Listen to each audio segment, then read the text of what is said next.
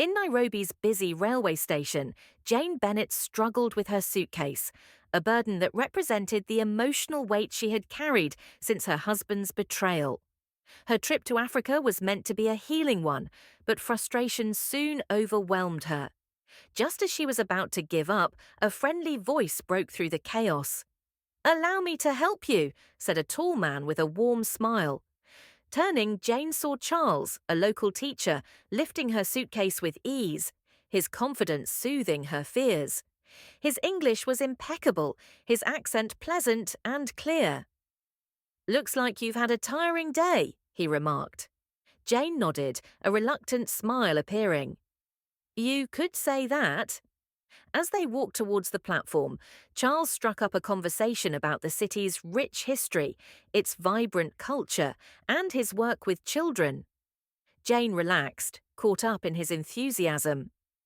"What brings you here?" he asked. Jane paused before answering. "I guess I'm looking for something, or trying to escape something." Charles didn't pry, but offered helpful tips about the area, suggesting places to see and places to avoid. Jane was surprised at his kindness to a stranger. When she asked about his willingness to help, he simply replied, "Kindness costs nothing, but it can mean everything to someone." As she boarded the train, Jane felt grateful for his company, even if only for a short time. They sat facing each other, the rhythmic sound of the train as a backdrop to their conversation. Jane ended up sharing more of her life than she had planned. Her late husband's betrayal, her decision to embrace solitude, and her journey to rediscover herself. Charles listened intently, his dark eyes filled with understanding.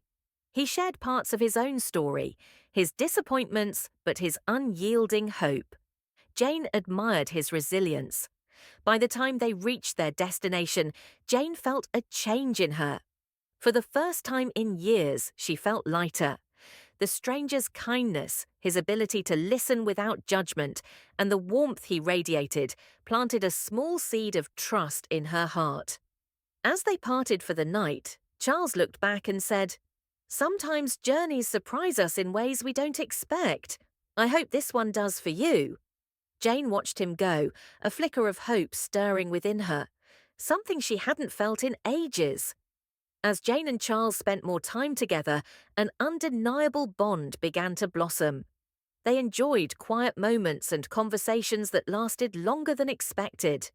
Jane began to look forward to their time together, whether they were talking or sitting in comfortable silence. The dynamic between them began to change from mere friendship to something deeper, a recognition that Jane wasn't ready to label. Charles noticed the change too. He admired Jane's quiet strength and resilience. At 65, she exuded a grace and wisdom born of years of surviving heartbreak and facing life's challenges. But beneath that composure, he sensed her vulnerability. Although she rarely spoke of her late husband, when she did, he could see the pain in her eyes. Despite the warmth between them, Jane remained cautious. The scars of her past were still fresh, and although Charles was kind and caring, he was still a stranger. She wondered whether her feelings for him were born of loneliness or something deeper. One evening, as they sat by the lake watching the sunset, Jane reflected on the growing intimacy between them. The attraction was unexpected and almost disturbing. Charles had a softness about him that made her feel safe, a feeling that had eluded her for so long. Charles also found himself drawn to Jane in ways he hadn't anticipated. He admired her wisdom, her strength, and her warmth. There was a calming quality about her that soothed his own unresolved pain. He realized that he enjoyed her company beyond mere duty or friendship. There was a deeper connection he wasn't ready to fully face, yet neither of them expressed these feelings. Their bond grew quietly, subtly, with an unspoken understanding of their mutual care. They were reluctant to face the complexities that their unacknowledged feelings might bring. But with each moment spent together, it became more apparent. Jane and Charles were no longer just strangers on a journey. They were two souls intertwined in ways they had never expected. The atmosphere between Jane and Charles changed after they arrived in the city. What had begun as innocent companionship now felt more complicated. Jane had noticed something that made her uneasy. Charles had met an old acquaintance, a woman called Lucia. The brief exchange between them was friendly, but charged with familiarity. Jane couldn't ignore the pang of jealousy that twisted in her chest. It was strange. She had no right to feel this way, yet the unease remained. The next few days were filled with awkwardness. Jane watched as Lucia and Charles interacted. There was an ease between them, a history that Jane couldn't ignore. She tried to push the feelings aside, telling herself it was just her insecurities bubbling to the surface. But every time Lucia appeared, Jane felt the distance between her and Charles grow. One afternoon, as they sat in a cafe, Jane watched Charles and Lucia talking animatedly, as if no time had passed since they had last seen each other. There was something about the way Lucia smiled at Charles that made Jane feel like an outsider. She tried to brush it off, but it was hard not to feel like she was intruding on something that belonged to them, something Jane had no place in. When Charles finally returned to her, he seemed distracted. He apologized for the length of his conversation with Lucia, explaining that they had once been close. Jane nodded, forcing a smile, but inside she felt a knot tighten in her stomach. Something was happening, and she couldn't quite put her finger on it. That night, Jane confronted Charles. She couldn't go on pretending that everything was fine when the situation felt far from it. She demanded to know what was going on between him and Lucia.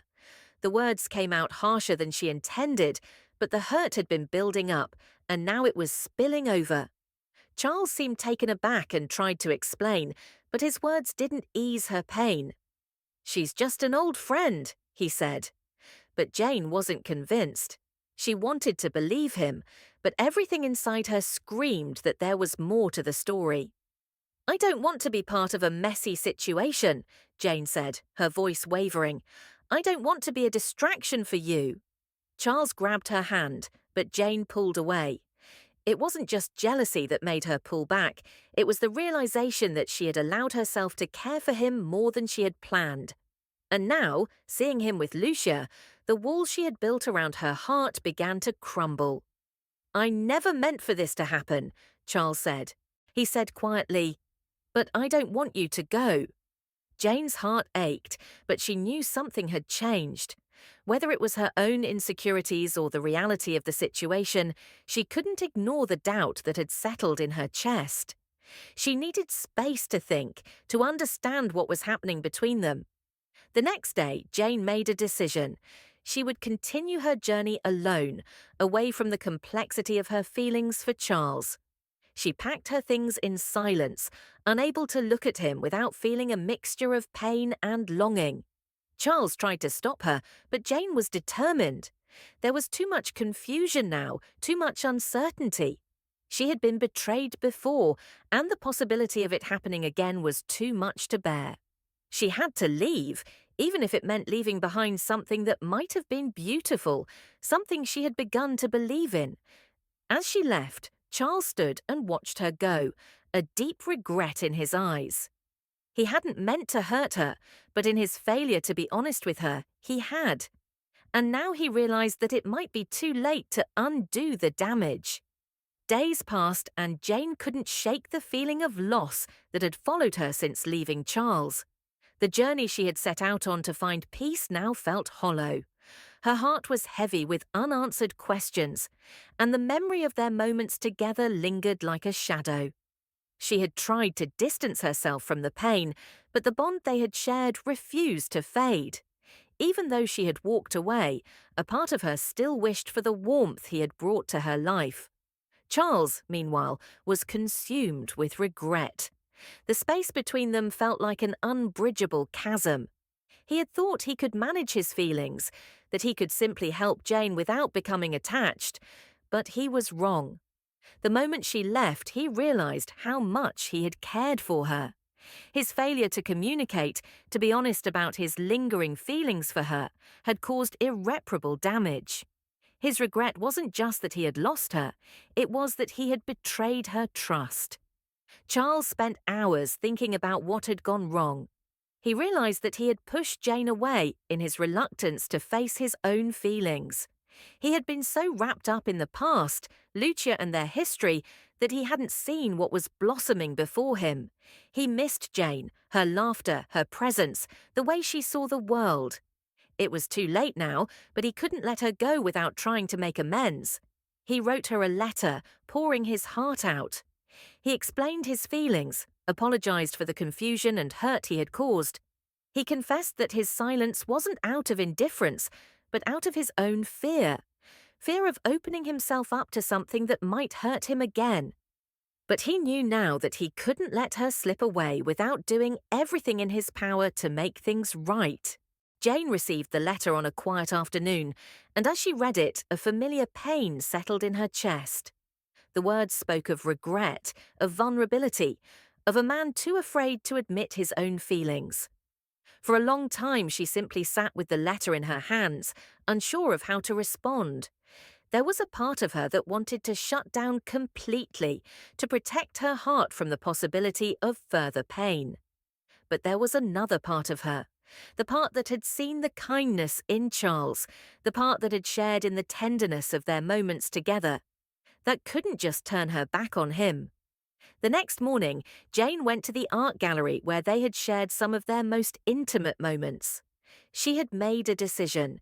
It wasn't to forget the hurt, but to allow herself to move beyond it. She had realized that love, though complicated, was something worth taking risks for, even if it meant taking another step into the unknown. When they met, there were no words at first. They simply looked at each other, each carrying the weight of their shared history and the unspoken feelings that had blossomed between them. Charles, vulnerable and open, spoke first. "I've spent so many days regretting the way I treated you," he said quietly. "But I want to make it up to you. I want to try again. I want us to see where this can go." Jane, her heart conflicted, finally spoke. "I don't know if I can forget the hurt, Charles, but I'm willing to see where this can go if you're willing to fight for it." They both understood that love wasn't just about the moments of joy, but about working through the pain, the misunderstandings and the fears. It wasn't perfect, but it was real. They had both been through enough to understand that sometimes the hardest thing to do is to allow yourself to love again, despite the risks. As they walked side by side, no longer strangers or hesitant companions, but partners, Jane knew that this journey had only just begun. The road ahead wouldn't be easy, but for the first time in a long time, she believed in the possibility of a new chapter, one filled with trust, growth, and perhaps a love that could heal them both.